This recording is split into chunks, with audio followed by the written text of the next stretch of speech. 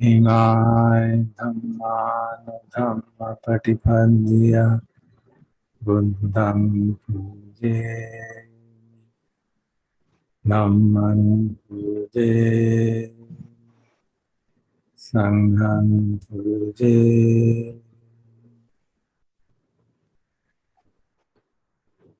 May the blessings of the triple gems guide us properly to understand and speak properly about the Dhamma.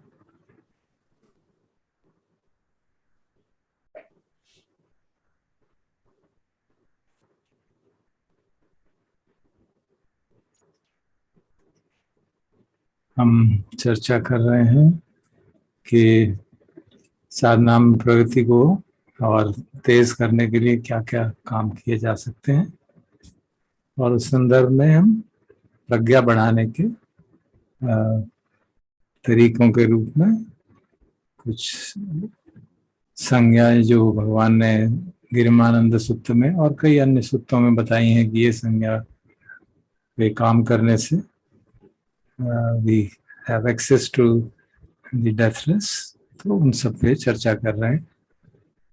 हमने अनिच्छ संज्ञा पे चर्चा की, अशुभ संज्ञा पे चर्चा की, और अशुभ संज्ञा में भी आहारे प्रतिकूल संज्ञा वो भी चर्चा की। तो अब अनंत संज्ञा पे चर्चा करते हैं। अनंत संज्ञा पे कुछ हद तक शुरू में भी हमने चर्चा की थी, तो इसलिए कंपैरेटिवली संक्षेप में उसको करेंगे। जो अनंत लक्षण सूत्र है उसको हमने पहले देखा था। उसमें भगवान मुख्यतया ये बताते हैं कि जो 5 खंड हैं वो हमारे कंट्रोल में नहीं है, दुख का कारण है और कंडीशंस के हिसाब से वो बदलते रहते हैं। तो वो एक तरह से प्रकृति के नियमों के अनुसार से काम करते हैं, उसको हम अपना ना माने। अपना मानना हमारी एक भूल हो जाएगी। और उन सब खंडों के लिए भगवान ने एक बड़ा कॉम्पैक्ट फॉर्मूला बनाया था, न एतद् माम न स्वयं अस्मि न मेषु अत्ताति। वो 5 खंडों के बारे में बताया था। कि गिरिमानंद सूत्र अगर आप देखेंगे तो उसमें 5 खंडों का पैराडाइम ना यूज करके उसमें 6 इंद्रियों की बात की गई, उसके आधार पर कहा गया। तो जो गिरिमानंद सूत्र में जो बात है, चक्षु अनत्ता, रूपा अनत्ता, सोतम अनत्ता, श्रद्धा अनत्ता इत्यादि, इतिमेषु छसु अध्यत्त बाहिरेषु आयतनेषु अनत्तानुपस्सी विहरति। मतलब 6 हमारे अंदर के आयतन और उसके उनके जो विषय है, 6 इंद्रिया, उनके जो विषय हैं उनके प्रति अनत्त का भाव कैसे करता है वो तो वहां पे भगवान ही बताते हैं कि वो भिक्षु जाता है शून्यागार में पेड़ के नीचे और बैठ के ये प्रतिचिक्खति, ये रिफ्लेक्शन करता है, विचार करता है। चक्षु भी अनंत है, रूप भी ऐसा है, और बाकी सब के बारे में। और अनंत लक्षण सूत्र में भी और इसमें भी, दोनों में अंततः उसका परिणाम क्या है कि ये बात समझ में आ जाती है, चाहे हम 5 खंडों की बात कहें, चाहे 6 आयतनों की बात कहें या 12 आयतनों की बात कहें, तो सब एक ही बात को अलग अलग कहने का तरीका है। नेतं मम नेसो अहम अस्मि न मेसो अत्ताति। मैं कई बार ये बार बार करता हूँ, आप शायद सोचते होंगे बहुत रिपीट होता है, बिकॉज इन माय ओपिनियन इस बात को अगर हम सचमुच में जीवन में उतार लें तो ये फॉर्मूला ही अपने में सफिशिएंट है हमारे को मुक्ति के राह पे काफी आगे बढ़ा देती है। और वो इसकी खासियत ये है कि हर चीज के लिए एप्लीकेबल है। कुछ भी आप अनुभव हो, हमारे 5 खंड हो, हमारी इंद्रियां हो, या हमारा मन की स्थितियां हो, या कोई संस्कार जाग रहे हो, या परसेप्शंस हो, हर चीज के बारे में ये हम कह सकते हैं कि ये मेरे नहीं है, ये मैं नहीं हूँ, ये मेरी आत्मा नहीं है। क्योंकि हम लोग, मैं प्रिज्यूम करता हूँ, आत्मा के चक्कर में नहीं पड़े हुए, और हमें इतना तो क्लियर ही है कि शरीर और वेदना ये सब आत्मा नहीं होती। हाँ, कभी कभी पुरानी हमारी जो कंडीशनिंग है अपने समाज की, वेदांत की या सनातन धर्म की, उसमें ये बात आती है आत्मा की बात, कि जो कॉन्शियसनेस है वो आत्मा है, लेकिन यहाँ पे जो विज्ञान है वो सेंसफियर कॉन्शियसनेस है, देखने की शक्ति, सुनने की शक्ति। वो स्पष्ट है कि वो आत्मा नहीं हो सकती, क्योंकि वो बदलती रहती है, वो फिक्स नहीं है। तो इसलिए वो नमेसो अत्ताति वाली बात पे मैं ज्यादा चर्चा नहीं करूंगा। हम लोग अपने साधना के लिए इस दो को भी स्पर्श बहुत गहराई से देखें कि ये मेरा नहीं है, ये मैं नहीं हूँ। And this we apply to 5 khandas for example, or to 6 sense bases, whichever is convenient to us. और जब ऐसा करते हैं तो उससे क्या होता है, वो भगवान खुद उसमें बताते हैं, एवं पश्चम भिक्षवे, ऐसे देख के वो भिक्षु सुतवा आर्य साहब को, जो लर्नड इंस्ट्रक्टेड है नोबल डिसाइपल, जिसने इंस्ट्रक्शन दी हुई है, रूपस्मिन पिनिबिंदति वेदनायम पिनिबिंदति एंड सो ऑन, कि रूप के प्रति उसका मोह भंग हो जाता है, वेदना के प्रति मोह भंग हो जाता है, अर्थात उसको समझ आया था कि इसके ऊपर मेरा कोई कंट्रोल नहीं है, और इसके माध्यम से अगर मैं अपने जीवन का सारा उद्देश्य इसके माध्यम से सुख लेने की ओर रखूंगा तो बहुत अज्ञान की बात होगी, उसमें कोई समझदारी की बात नहीं होगी। तो ये 5 खंडों के प्रति जो हमारा तादाद में है, इसलिए वो पंच उपादान खंडा की बात होती है कि हम उससे बहुत क्लोजली आइडेंटिफाई करते हैं, उसको हम जितना स्पष्टता से यथाभूतम, भगवान कहते हैं सम्मपन्याय दट्ठ ब्रह्मम, यथाभूतम जैसे जैसे हो रहा है वैसे, और पूरी प्रज्ञा के साथ, प्रज्ञा के साथ, समझदारी के साथ, द अप्रोप्रिएट विजडम दट्ठ ब्रह्म, उसको ठीक से देखें कि ये ऐसा है। तो उसको देखने के फिर वो भगवान कई अलग अलग सूत्रों में अलग अलग उपमाएं देके हमको कन्विंस करते हैं कि भाई इसको आपको, you have to abandon these 5 khandas, attachment to khandas have to be abandoned। जैसे एक संयुक्त निकाय में, जैसे पहले भी मैंने निवेदन किया था, चैप्टर 22 जो है वो खंड संयुक्त है, जिसमें खंड के बारे में विभिन्न सूत्र हैं। तो उसमें एक सूत्र है ना तुम का सूत्र, मतलब ये तुम्हारा नहीं है। तो बड़ा इंटरेस्टिंग तरीके से भगवान समझाते हैं, तो मैं उसको रीऑर्डर करके पढ़ता हूँ ताकि ज़्यादा डिटेल में ना पढ़ना हो। तो कह रहे हैं, suppose because people were to carry off the grass, sticks, branches and foliage in the chetas grove, or to burn them, or to do whatever they wish with them, would you think people are carrying us off or burning us or doing with us as they wish?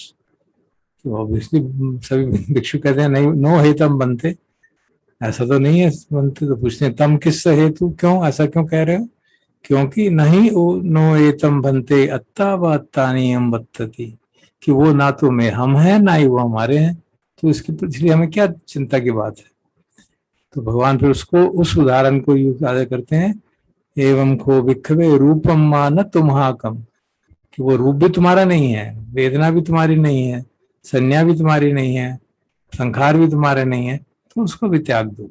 उसको भी इसी तरह से देखो जैसे जंगल की चीजें पड़ी हुई हैं, प्रकृति का भाग है, उसको ऐसे देख के उसको शुड अबंडन देनो, तम पजहा था, उसको त्याग कर दो। और वो त्याग करने का मतलब ये नहीं कि हम उसको उठा के फेंक दें, मतलब या सुसाइड कर लें। त्याग करना है अटैचमेंट टू देम, उससे जो हमारी आइडेंटिटी है उसको त्याग कर दें। तो इस तरह के उदाहरणों के माध्यम से भगवान हमें समझाते हैं सूत्रों में, और कई और सूत्रों में भी कई तरह के उदाहरण आते हैं।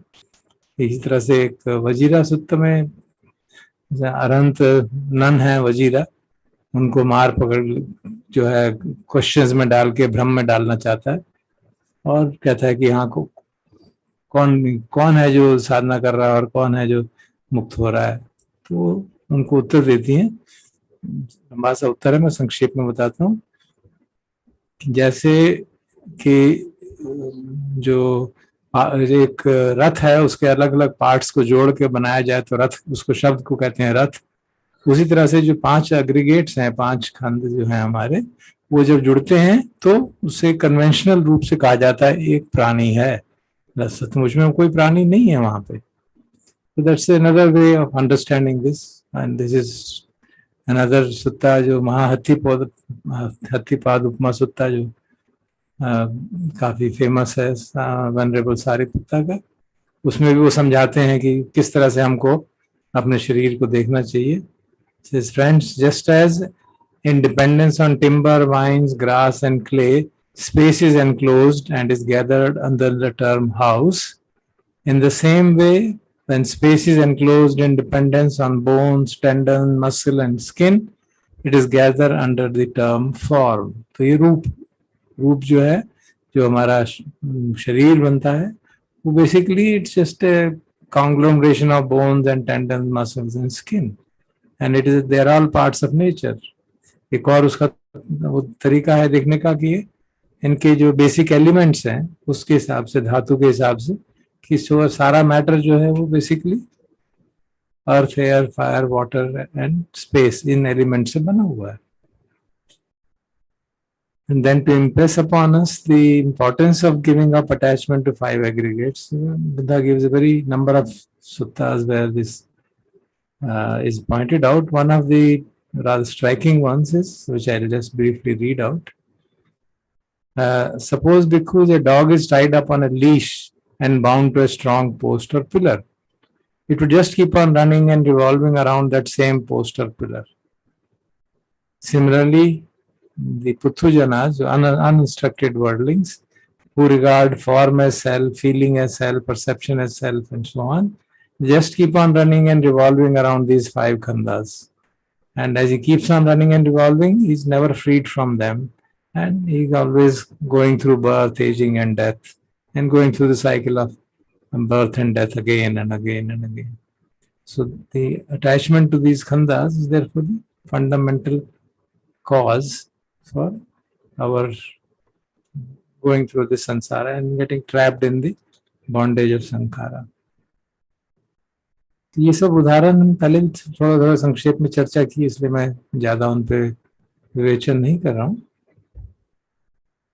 तो हम ये सब सुनते हैं, समझते हैं, बुद्धि के स्तर पे समझते हैं, चिंतन करते हैं. हाँ, तो लगता है कि देखो शरीर मैं नहीं हूँ, ये बात तो ठीक है, क्योंकि देखो बढ़ता रहता है, बदलता रहता है, चेंज होता रहता है.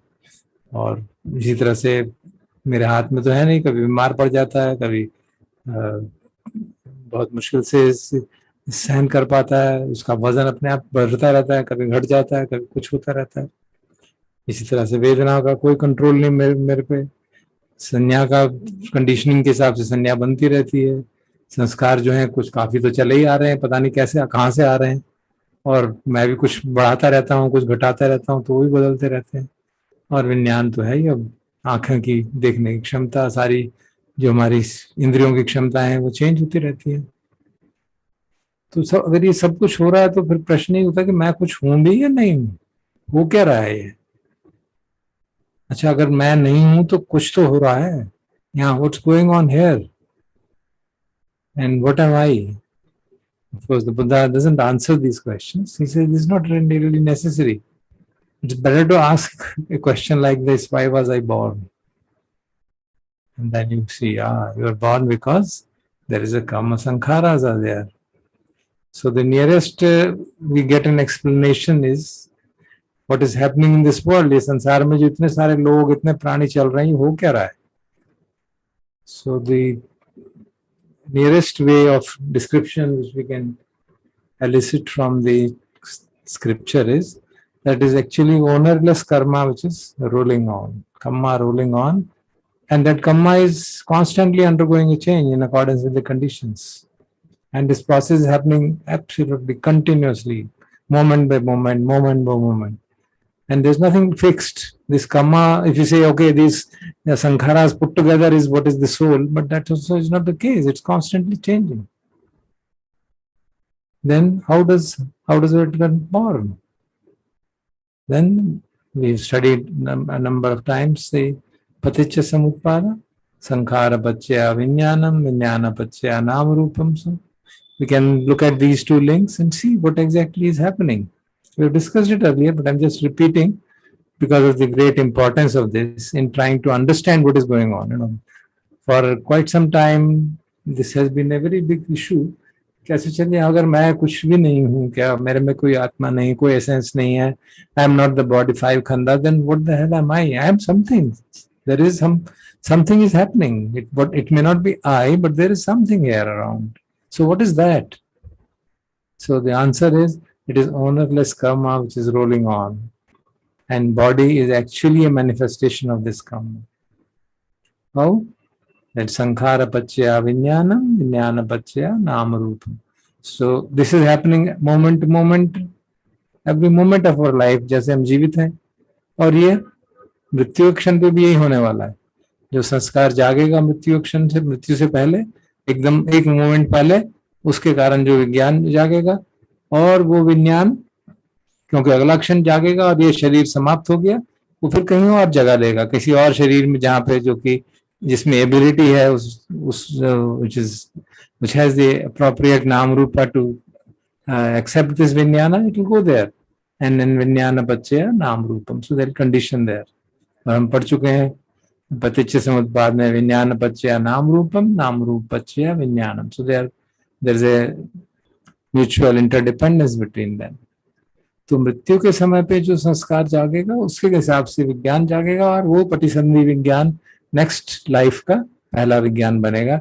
एंड देन अप्रोप्रिएटली द नाम रूप विल अराइज. और उस विज्ञान के साथ साथ सारे जो प्रोमिनेंट संखाराज हैं, जो बहुत स्ट्रॉन्ग संखाराज हैं, वो ट्रांसफर उसके साथ साथ ही चलते हैं, क्योंकि ऑल संखाराज are kind of part of the विज्ञाना कॉम्प्लेक्स. तो इस प्रोसेस को अगर हम एटलीस्ट इंटेलेक्चुअली समझ जाएं, और काफी हद तक तो हम उसको अपनी डेली लाइफ में देख ही सकते हैं कि हो ही रहा है. And then we can extrapolate that at the time of death also same things might happen. So we understand therefore that what is happening here is a completely self-organizing system kind of a thing. Not fully self-organizing, there is some element of choice, but a very limited element of choice. And this sankhara pachya vijnanam, vijnana pachya nam rupam, then accordingly the body and the mental contents are formed, mental factors are formed, vijnanas, the sanya, vedana, sankhara, chetana, that's all part of the nama. तो ये process को जब हम समझ जाते हैं, so we get at least some confidence that yeah, what is happening is not anarchy is not happening. There is a order, there is a order in it, and the kind of key role which is played here is the sankharas which are there. They play the key role and they determine what kind of life I am going to lead, and they are the old sankharas, which, and then what I do in now this life will be the new sankharas. तो इस संदर्भ में एक बड़ा important सूत्र है मेरी नजर में, संयुक्त निकाय में 35.146 कॉल्ड कम्म सूत्र. कुछ ट्रांसलेशन में उसको कम्म निरोध सूत्र कहा गया है. तो उसका एसेंस बेसिकली यही कहते हैं कि you have to understand what is old kamma, what is new kamma, and what is the cessation of kamma. And what is old kamma? So Buddha says the I is the old kamma. Chakhu vikve purana kamma. To be seen and generated and fashioned by volition as something to be felt. By volition means it's coming from the chetana, which is the kamma. So I is old kamma, the ear is old kamma, the mind is old kamma, and all the five khandas are actually old kammas. So it's basically manifestation of old kamma according to laws of nature, that we get a certain body, we get certain sense faculties. If some person doesn't get all the sense faculties, that also is the result of some kamma, and so on. And what kind of body he gets, one we get a male body, female body, human body, animal body, deva body, all that is the result of old kamma. And then what is the new kamma? Whatever action one does now by body, speech or mind, and governed by the intention. So that is the new kamma which is doing. And so this is what is going to change the bundle of kammas. Whatever kamma we do, we can allow the past kammas to arise and let them cease and not react to them, then they'll keep on ceasing. The baggage of kamma which we carry will come down. And if we are not wise enough, we increase that baggage and keep on increasing our years in the cycle of birth and death. And what is the way leading to, what is the cessation of kamma is when you've already come to a stage where all tanha is finished, sankharas are been quietened down, and that how does it happen? By following the eightfold path. So this is what the Buddha's advice in this sutta is. So what exactly is happening is there? It becomes, there is the first thing which you have to understand, because मेरी समझ से if we are still in not very sure what's going on, and we have a hazy notion, कुछ तो है, but practically तो मुझे लगता है मैं हूँ, तो उसको भी तो समझना पड़ेगा ना. तो कुछ पर्सनैलिटी तो है, एक्चुअली मैं नहीं, तो कुछ तो पर्सनैलिटी है, अलग अलग लोगों की अलग अलग पर्सनैलिटी है. So what the Buddha is telling us, that there are personalities which is dependent on the sankharas, but there is no person there. And that has been a very crucial insight which is taken forward in the Vishuddhi Magga. It puts in rather dramatic words. There is no doer of a deed or one who reaps the deed's results. Phenomena alone flow on. No other view than this is right. So there is suffering, but there is no one who is suffering. There are actions, but there is no agent. There is Nibbana, but there is no one who is really quenched or getting freed. The path exists, but there is no wayfarer. There is no one who is walking on the path. So it says kind of quixotic statements, जो आजकल modern science में quantum theory वालों ने भी इसको काफी पकड़ के इनको काफी यूज किया इस बात को समझने के लिए. But all that is good. It's a good poetic expression, but it doesn't solve our problem really. My question has always been, why is it not a felt experience? I have been talking about it for years now, at least 15 years or 10, 12 years. And there is clarity, there is understanding to a great extent, but why is it not a felt experience? That is the problem. It should become a felt experience so that we can live according to it. Why is it that we have to still remember it every time? Every time you have to remember. Something happens and we remember it. Oh, this is not me, this is not myself, this is not myself. This, whether sankhara arises or this arises. So why is it happening that, isn't it? So that's the question I think each one of us should ask ourselves and see what do we get as the answer. And I'll be very happy if you can share it with me. And we'll see. I'll also try to reflect deeply. And of course, we have discussed it elsewhere at some quarters. तो आज बैठ के ध्यान करते हैं, चर्चा सोच विचार करते हैं कि अच्छा अगर मैं assuming that all the theoretical foundation is clear to us because we have discussed it so many times. Paticca Samutpad is clear to us. We understand how a being is born and how the karma flows and how karma gets modulated. If we've understood it thoroughly, then we can go and see the next question. And yet I understand I am not the body, mind. Yet, why is it that I keep on getting trapped? So once I know why is it that I am not getting the felt experience, then I can become, oh, this is what is my sadhana in this direction. This is what I should be doing. So we can now reflect and meditate till 8:50 and then see where it takes us in the future.